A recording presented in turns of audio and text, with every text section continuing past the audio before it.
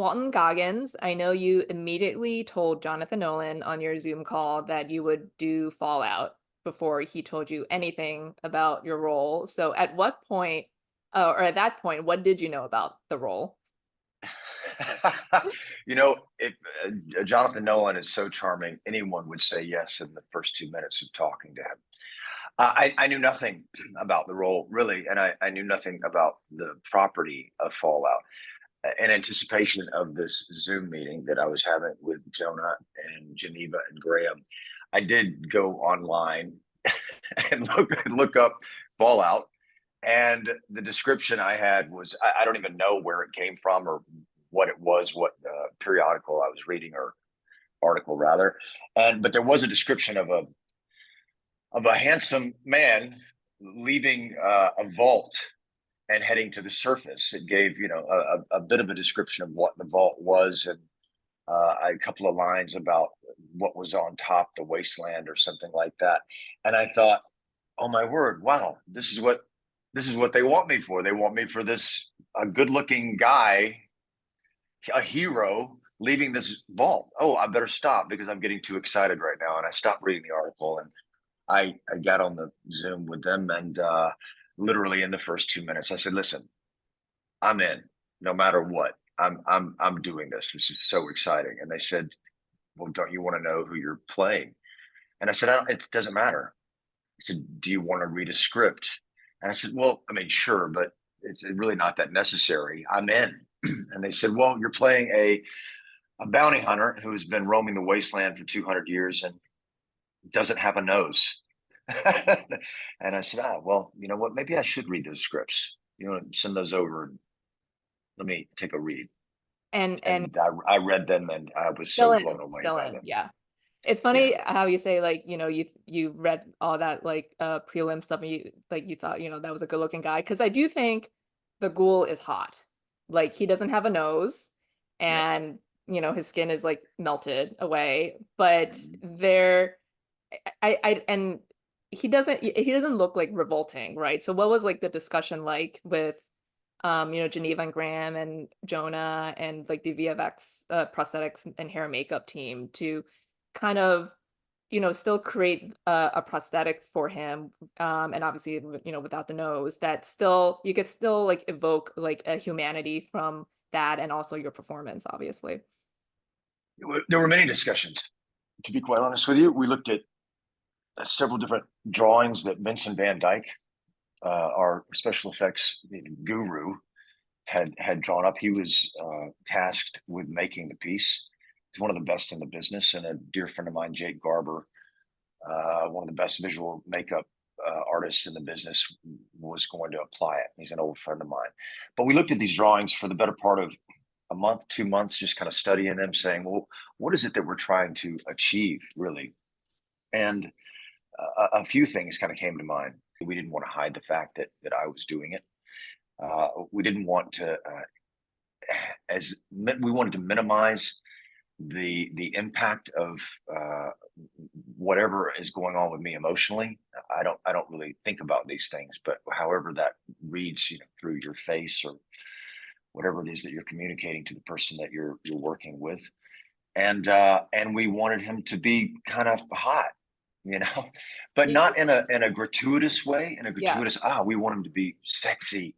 We really just wanted the audience to go on this journey with the ghoul and to lean into the experience and not be revolted by it or not be turned off by it visually.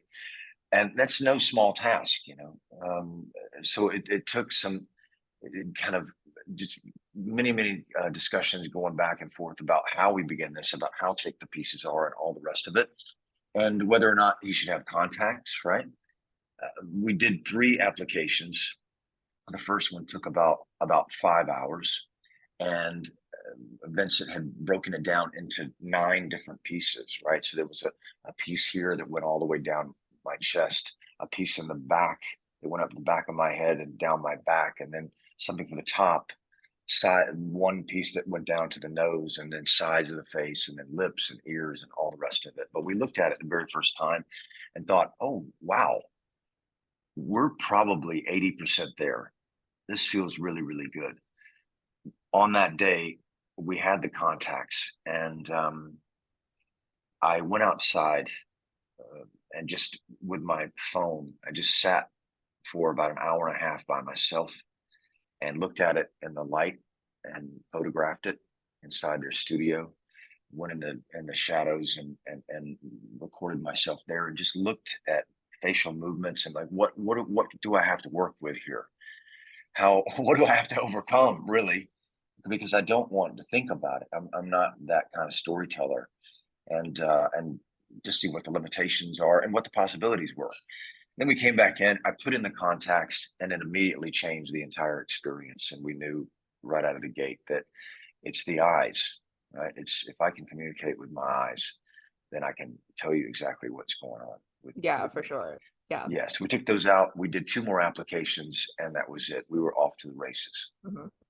Well, the Ghoul was obviously this B-list cowboy movie actor, Cooper Mhm. Howard, and I feel like these two roles are really an encapsulation of everything you can do, like your range and your whole career. Because I'm a B-list cowboy no, no, actor. no, no, like I'm joking. I'm you can joking. do like the drama and the gunslinging from, The Shield and Justified, and obviously the comedy from Righteous Gemstones, Vice Principals, and the Unicorn too, So, but like they're two different characters, but they're the same person separated by 200 years. So, and you can't really have one without the other. So, how did you find your way into each of them?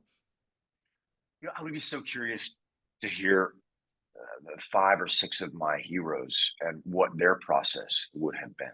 In fact, I'm going to have that conversation with a few of them, tasked with the same opportunity.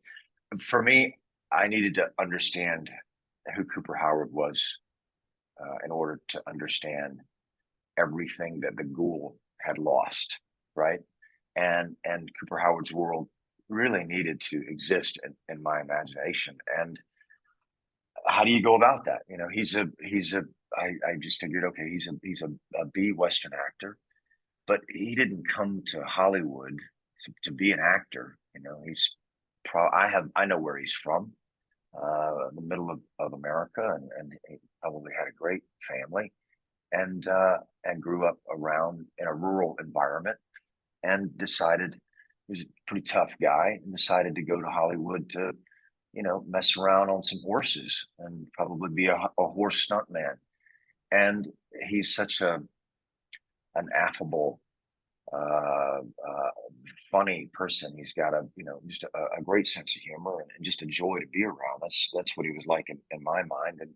And I figured over the course of eating snacks at the craft service table, another actor had fallen out of a part, and the director just said, "You know what, Coop? After banging around Hollywood for 5 years, Coop, you say these lines. That happens all the time in our business." And he did, and it just turns out he was pretty good. And they kept giving him something bigger and bigger to say, and his actor buddies or his stunt buddies, gave him shit because all of a sudden he's got his own trailer and they're still banging around on the horses out in the sun, and he's good natured about it, and before you know it, he's a commodity, and He's probably doing because ball checkouts. Yeah. yeah, and he's authentic, and he's just comes from his heart. And I looked at a lot of movies. I looked at a lot of interviews with James Arness and John Wayne, and some Henry Fonda interviews, and just talk show, things that I found on the internet or whatever, just to understand who would he have been up against, who were his circle of friends, where did he live in Los Angeles, and I just kind of settled in Laughlin Park, right, and just to build out this world, and I love this backstory. This is the type of stuff I like. You know? yeah, it is the type of stuff I like too, and for me, I read the script 250 times, and my heroes, and the school that I went to, my teacher, that's where it all starts, right? It's a child's game, and you turn yourself over to an imaginary set of circumstances, and you hold up a mirror to nature. It's no more complicated than that, but it's that complicated, right? Let your ego get out of the way, and that's the best part of it for me. It's in reading it and then just being alone and walking around that all of these beautiful ideas come to your head, and allow you to inhabit these worlds in an organic way. And the same thing happened with the Ghoul. Once I started to understand who Cooper was, even though you can never understand until your first day and you've got the outfit on and you're talking to people and all the rest of it, and it just comes out the way that it comes out. I don't try to control those things, but the Ghoul was no different, and it's a lot darker because he's been alive for 200 years, roaming the wasteland. I knew that I couldn't just say, okay, now I've been alive for 200 years and I've been roaming an irradiated wasteland, and I have the same outfit on that I wore as Cooper Howard. That's just not specific enough. So I really started thinking about, okay, well, what was the day like? What were the moments like after the bomb, the shockwave kind of came, and where were you, and where was your daughter, and what was it like a week later or 3 days later when you were starving? Who was the first person who tried to? I thought about the first person who tried to kill me for food or for water. I thought about the first person that I killed for food or for water. I thought about the suffering that Cooper had witnessed, and then brought that over like a 200-year period, Mhm. and Yeah, just because to, he has seen basically the worst that humanity has to offer over 200 yes, years, you know, and exactly. meanwhile these, you know, people like Lucy are in the vault, you know, Yeah, morality of lives. convenience, and his Cooper has a swagger about him, and he's a practical, reasonable person with a wicked sense of humor. Well, then what would the Ghoul retain Google is from funny that too. person? Yeah. He's very, very funny, right? He's got a cynical kind of outlook on life, obviously a sardonic outlook on life, but he's funny as shit. And again, the kind of person you would want to hang out with Yeah. if he Because wanted even, to you know, hang out with you. you still retain your sense of humor even when the world is destroyed You by have your to. wife. By my wife, By your wife. exactly. Yeah. Yeah, Well, which of I love fake media in shows and movies. So which of Cooper Howard's movies would you, Walton Goggins, want to star in? there's so many great, so many I great. love A Man and His Dog. Okay, it's funny that you say that because that's probably the one that I would be in. Mhm. I'm a big dog person and have had labs kind of my whole life since I was a little kid, and so that would be the one that's kind of this really really big one. But A Man and His Dog, the man from Calabasas. Like I just like spending all that time in Agora Hills. I'd love to see that one. Very, Uh, very specific focus, like a demo that'll appeal to. Like, Absolutely, yeah, yeah. But then well, the man from Dead Horse, right? yeah, That's a big one. Under the Covers sounds really dirty. It sounds so dirty. It sounds so dirty, but we all know that it's an LA noir story. Yes, I would yeah. love to see Cooper Howard I in Under all the of these are Covers. definitely all set around the greater LA area. Like Gun, Valley of the Gun, that's in the valley, obviously. Obviously, in the valley, yeah, like coming over from Hollywood down into the Mhm. valley. Yeah. But under the covers, it's like, okay, well, did you do the what were the streets under the Hollywood sign that were built at that time and Mhm. racing up those hills like in a car? so so cool, and it would have been in black and white with a Yeah. color poster. I want to see that. You need to make all of these. So just do I it am in going to between make all of hiatus these. of between seasons of Fallout. Well, obviously the show has been renewed for season two, and you Yes. know, one of the big reveals at the end of the season was, like we said, your wife was the architect behind the bombs dropping and Mm. this entire event. And then we find out that the ghoul has been looking for his family. So what do you know about season two? What do you hope to see in season two? And like, do you if you haven't been told anything, do you have in your mind, like, you know, what is the ghoul after? Like, what is his motivation here when he finds his family? Well, a few things. I have to kind of address this spoiler alert that you brought up Everyone for has watched it. anyone that hasn't seen it, but you've got to see it. The thing that Geneva and Graham and Jonah, for that matter, architected in the points of view in the story. If you look at it from a bird's eye view, every one of them can be right. Every one of them make an argument for their point of view. And Aaron Moten, who plays Maximus in the story, has such a memorable line that deeply affected me when I read it and when I heard him speak it. And that is, everybody wants to save the world. They just can't agree on how. Mhm. And it's just such a beautiful line. And so when it comes to his wife and hearing that from his perspective, obviously he's the devil incarnate, if you will, or so misguided and responsible for all of this. But there is a demented, twisted reality that would support her point of view, right? For me, going into season two, I just starting to think about it, and I've had some discussions with the writers there in the writers' room now. We all knew when we made season one that it was just the tip of the iceberg. There was so much more to this story that wouldn't be gratuitous, but was baked into the DNA of the games themselves and to this original story that we've created in the canon that is Fallout. So there are things that will be explored, I'm sure, that further explore the world that we live in now, and it will be subversive and it will be satirical and there will be consequences. That I know. As far as who I am as a person and where I want to go, I gotta keep that private because it's just too personal.